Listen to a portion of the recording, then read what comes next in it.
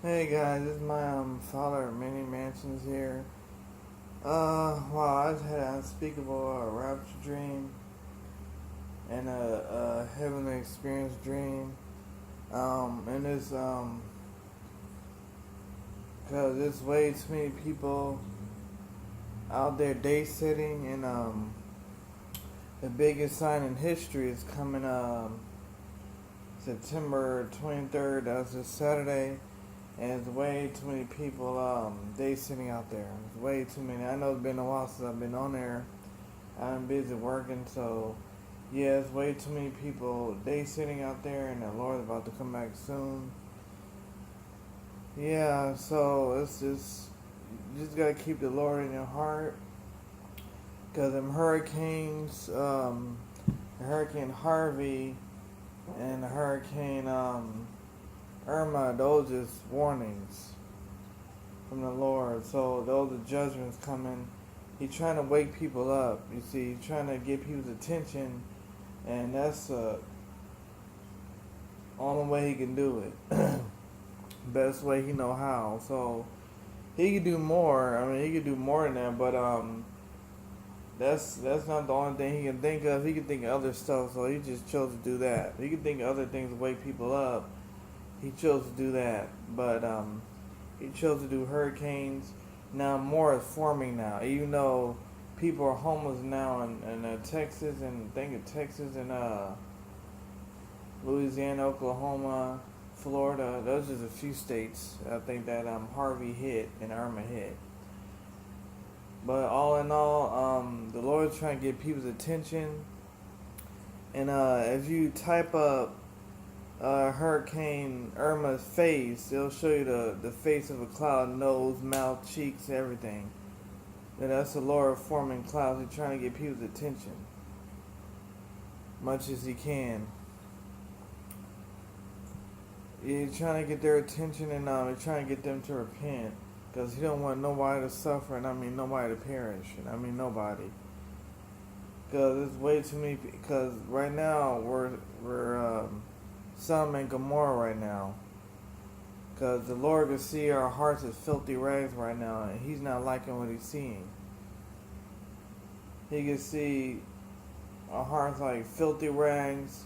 He can see our hearts dragged through the mud and back. Only problem is our hearts are not being cleaned off by our spiritual water holes. They're not being cleaned off at all. It's just being dragged up and back inside the mud like a pig.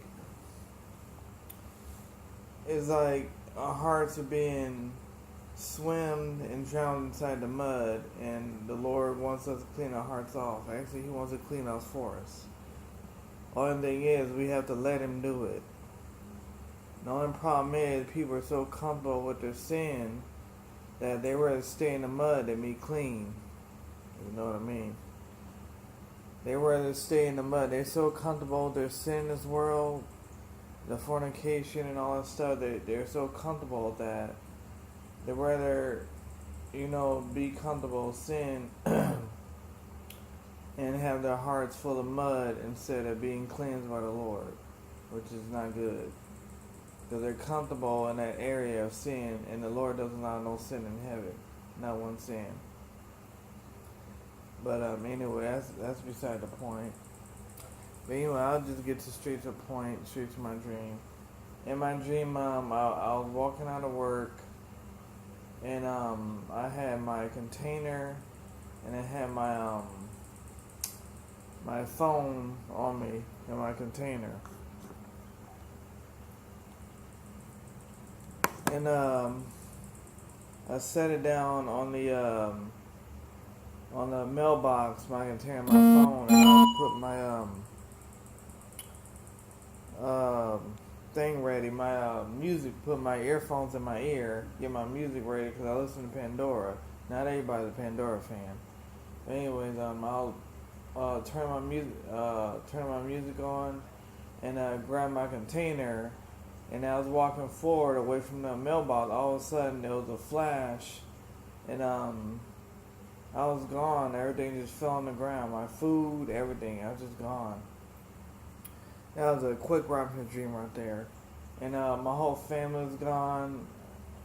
I can see in the house, each of my family members' house, their clothes is on the ground. They're all gone. And I can see a nuclear explosion in the distance, by like a bomb, like a mushroom or something in the distance. And I was gone, and my sister, she was gone. My nieces, they was all gone. Every household member, they was all gone. And then it switched over to the next scene. And when I was in heaven, I seen like it was like like an ocean of water. You know, I was walking on like how can I say it? Like an ocean, sort of like walking on the ocean, like walking on the water, like walking on the lake. And as I was walking, it was water and under me. And the scene switched, and the book, and I was standing in a distance. I seen the Book of Life in a distance. It was sitting on like a what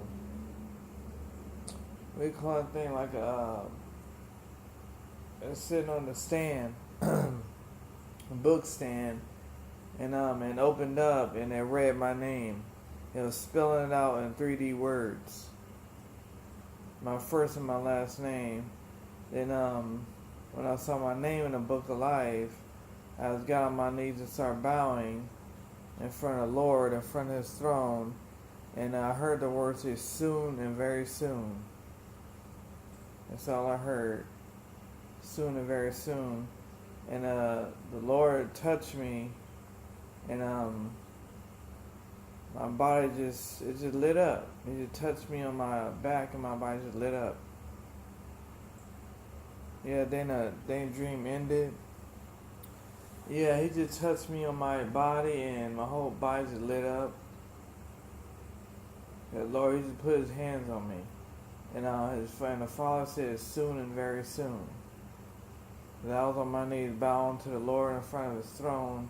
I was bowing in front of His feet in my dream. And yeah, He says soon and very soon. And yeah. And for the Book of Life, my name was spelled out in 3D fashion. It's like the numbers is coming out the book. Every letter spelled in my name, and every letter spelled in my first and last name is coming out like it was coming out the book and going back on the book. Like a 3D motion type thing. Yeah, and it stayed open after that.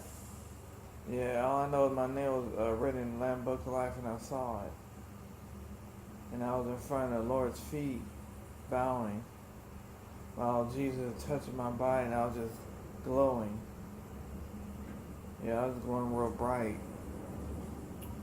And yeah, and the dream ended.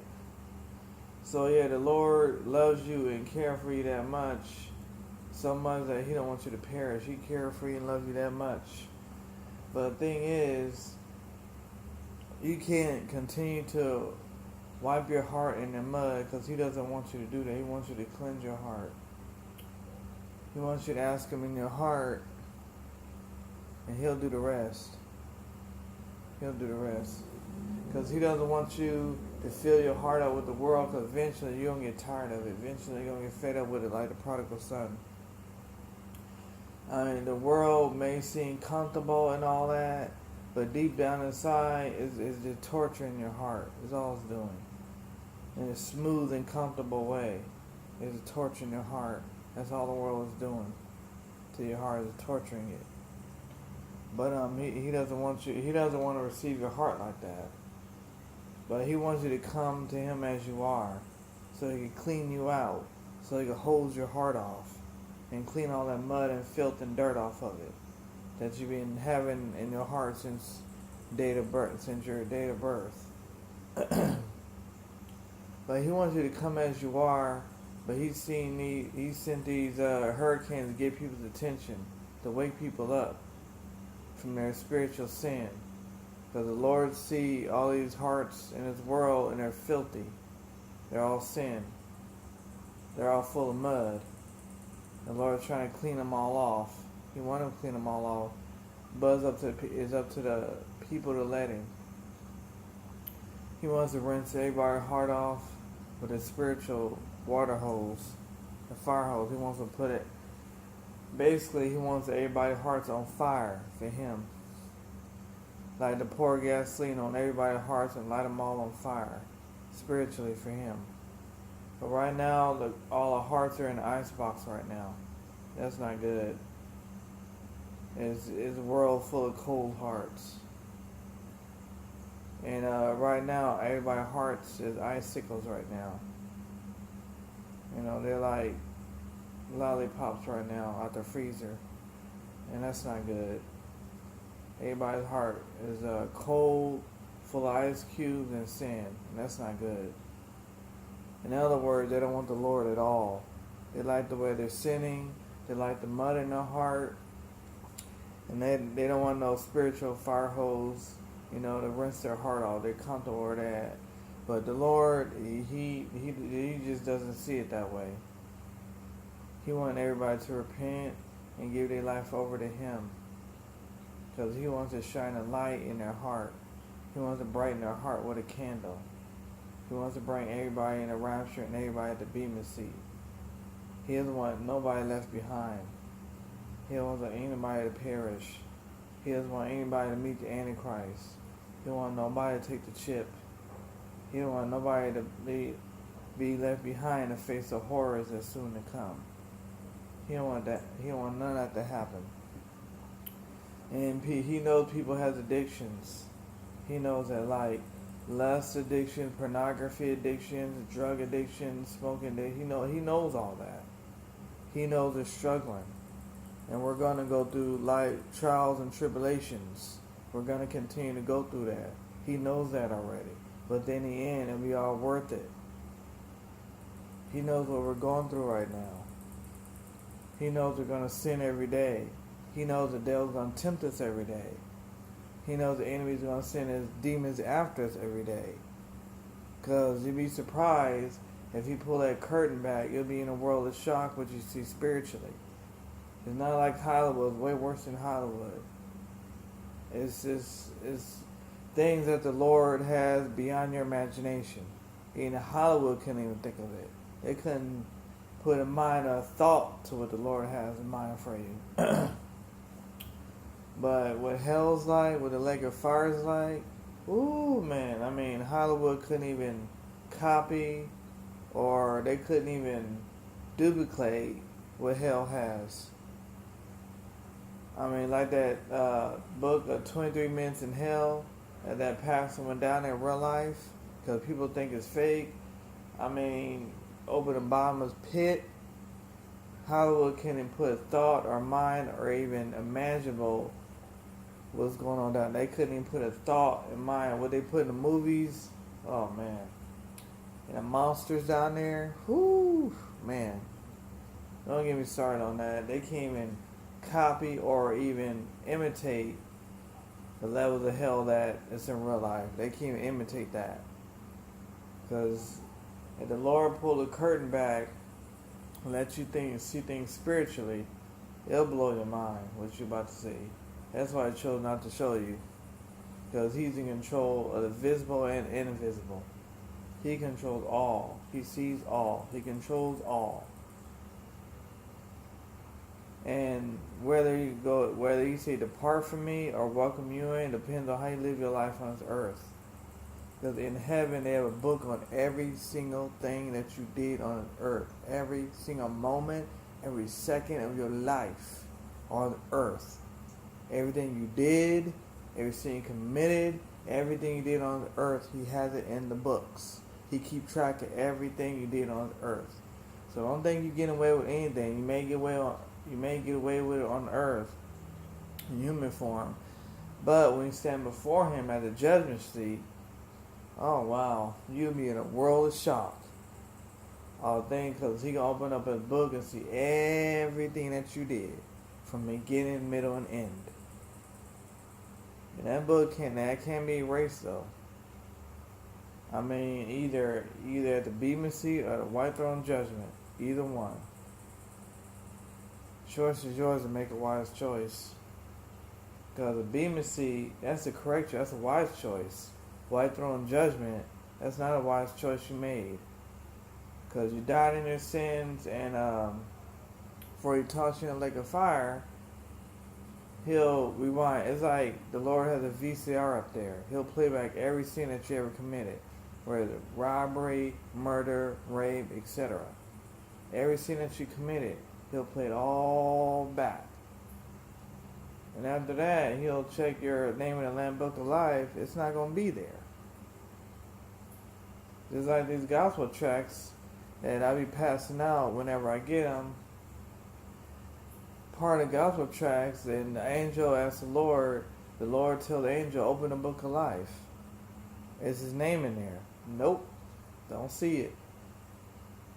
And 3 things the Lord say, depart from me. Depart from me. Pointing his right finger. And into the lake of fire you go. Because the Lord gave you a chance, so many chances he gave you. While your heart's still beating, he gave you many chances he can now. So now's the time to give your life over to him while your heart's still beating. Because once it stops, you'll take that first breath in eternity. And believe me, it's either heaven or hell, one or the other. Ain't no in between. Ain't no purgatory. Ain't this, it ain't that. No. Heaven or hell, 2 choices. Because heaven's not like purgatory or physics or science. Whatever you believe on earth, heaven's not like that. Trust me. If you read God's word and Revelation, what heaven's really like, is he describes heaven in graphic detail. You just gotta use your imagination. Heaven's not like what people think on earth. You know, sitting on the clouds, playing hard. It's not like what you think. I mean, ain't nothing wrong with imagination. Because people do have imagination. That's what God gave your brain for. They use it positively, and some people use it evilly. So it's depends on how people use it. But God gave you a brain and imagination to use it wisely, to think.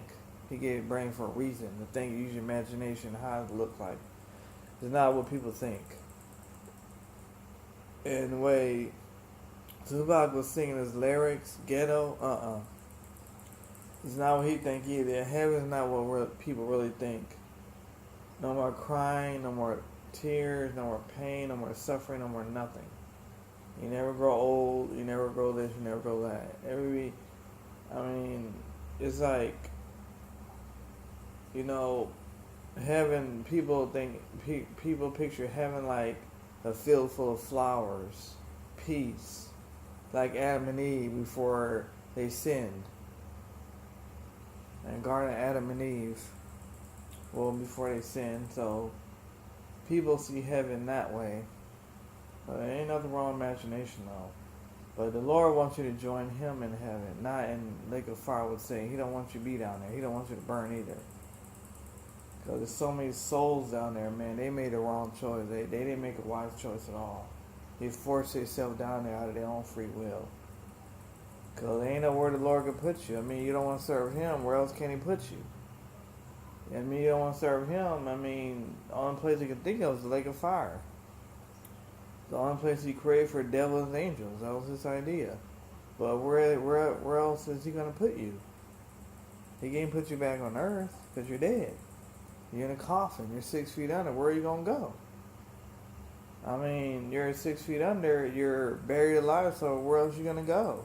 You're not living anymore. Your heart stopped. You're dead. I mean, where else is he going to put you? I mean, he can't put you in heaven because you're full of sin and you didn't repent. So, the only thing that's left is lake of fire is hell. The only thing that's left is lake of fire, and you bought that upon yourself. So, I mean, it's your choice to make. However you live your life on earth, that's how you spend eternity. It depends on where you go, up or down. You want to share God's glory, or you want to join the enemy, Satan, his torment, his torturement. Either torturement or share God's glory. Which one's going to be? You got to make a choice because time is running out. You got to make a choice soon and fast. Because the time is dearly running out. and fast. So either share God's glory or Satan's torturement in a lake of fire. But ask yourself, is the torturement really worth it for the soul to burn? Is it really worth it? Because you got burned on earth temporarily, either with a lighter or cooking or on a stove. That's temporary, that'll heal. But the second time, it won't heal, it's permanent. That's your soul burning. That won't heal at all. That's permanent. Because it's down there, there's no water, there's nothing to eat, there's nothing to drink, there's pure darkness. Just nothing but fire, nothing but nothingness. It's nothing but fear and trembling. And then we screaming agony and pain. There's demons down there that ain't in Hollywood and couldn't think of. Different torture, different levels of it. So, believe me, you want to be in the levels of heaven, not levels of hell. So, but anyway, yeah, I just want to drop that message to you guys, just trying to make a point. Because you want to be in different levels of heaven, not different levels of hell. Because there's demons down there to torture you forever and ever. Just like the Lord said in His Word, and believe me, they won't stop. They won't say, "Oh, I'm sorry, my bad. I'll see you back there." No. Once you're down there, you're down there. You made your choice. You made your permanent choice, and so did the Lord. Lord made His, you made yours. Or Lord, you made yours, and Lord made His. You want to be with Him? Hey, it's your permanent choice, and the lake of fire is your permanent choice. That's the Lord's permanent choice to see you down there. You made your choice not to serve Him, so He made His choice to toss you in there. Your permanent choice, His permanent choice. So if you say no to Him, He say no to you. Simple as that. Say yes to Him, say yes to you. Simple as that. But He like you to say yes to Him, but to everybody that's not the case. He want everybody to go in the rapture and in heaven, but that's not the case because He can see the future. He don't see everybody going in there at all, in a rapture or heaven. So the way He see it, a lot of people, it's only a certain amount that's going in the rapture and in the heaven. He want everybody to go, but that's not the case. Because He knows He's seen their hearts in the future and they made a permanent choice. So, alright guys, just want to drop the bottom line and tell you my dream and my point I was trying to make. So, love you guys and hope to see you in heaven and at the Bema seat. And I hope to see you at the throne. Alright, thanks guys and God bless.